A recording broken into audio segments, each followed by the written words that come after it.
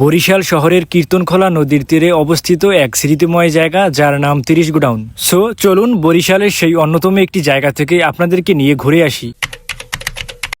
আমাদের যাত্রা শুরু হয় নতুল্লাবাদ থেকে একটি অটো নিয়ে চলে যায় শেরেবাংলা মেডিকেল হসপিটালের সামনে। সেইখান থেকে একটা রিস্কায় উঠে ৩০ গোডাউনের কথা বললেই নিয়ে যাবে তারা। ৩০ গোডাউনে ঢোকার ঠিক আগেই দেখা মিলে এরকম বিশাল একটা গাছ। সে যে কত বছর ধরে দাঁড়িয়ে আছে কে জানে, যেন ৩০ গোডাউনের এক নীরব সঙ্গী এই গাছটি। নদীর ধারে এই জায়গায় বসে এক ধরনের শান্তি পাওয়া যায়। হালকা বাতাসে যখন গাছের পাতাগুলো দুলে উঠে আর সাইডে থাকা কীর্তনখোলা নদীর ঢেউ, তখন সত্যিই মনটা জুড়িয়ে যায়। ছোট ছোট বসার জায়গা, ছায়া ঘেরা গাছপালা আর সামনে কীর্তনখোলা নদীর বিশালতা, সব মিলে এক অসাধারণ পরিবেশ। সন্ধ্যার সময় নদীর উপারে সূর্য ডোবার দৃশ্য দেখতে দেখতে সময় থেমে যায়। এইখানে সময় কাটালে বোঝা যায় শান্তি মানি অনেক দামি কিছু না, শুধু একটি জায়গার প্রকৃতি আর নীরবতা অনেক কিছু বলে দিতে পারে। এই জায়গাটা শুধু দেখা যায় না, অনুভব করা যায়। আমি এসেছিলাম দুপুর 12টা নাগাদ ৩০ গোডাউনে, তখন বেশিরভাগ দোকানপাট বন্ধ ছিল। দুপুরের সময় এই জায়গাটা ছিল একটু ফাঁকা আর নীরব। চারপাশে এক অদ্ভুত শান্ত পরিবেশ, দোকান বন্ধ, রাস্তাও ফাঁকা। ঠিক এমন মুহূর্তেই মনে বাজে একটা সুর।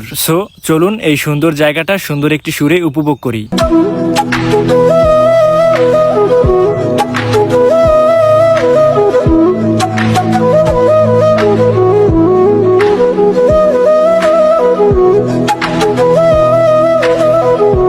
এইখানে অনেকেই আসে আড্ডা দিতে, ছবি তুলতে বা নিজের মতো করে কিছুটা সময় কাটাতে। ৩০ গোডাউন এখন শুধু একটি জায়গা না, এটা বরিশালের মানুষের নিত্যদিনের বিশ্রাম আর স্বস্তির একটা কোণা। এইখানে পেয়ে যাবেন বিভিন্ন ধরনের খাবার। যেহেতু আমরা বিকাল টাইমে এসেছিলাম, তার জন্য ম্যাক্সিমাম দোকানই বন্ধ ছিল। একটু সামনে এগোতেই দেখা মিলল আনারস মাখা, দেন ট্রাই করলাম। খাবারের স্বাদ আর কি বলবো, আসলে এরকম নদীর ধারে বসে কিছু খাওয়ার মজাটাই আলাদা। এইখানে আসলে কাপেলদের সংখ্যাই বেশি দেখা যায়। সো আপনি যদি এই জিনিসটা অ্যাভয়েড করে চলতে পারেন, তাহলে এই জায়গাটা আপনার জন্য আরো বেশি সুন্দর হয়ে উঠবে। তাই আপনি যদি এখনো না এসে থাকেন, একবার আসেন, নদীর ধারে বসে থাকেন কিছুক্ষণ। ৩০ গোডাউন আপনার মনে নিজের মতো করে চাপ রেখে যাবে, এই কথা আমি বলে দিতে পারি।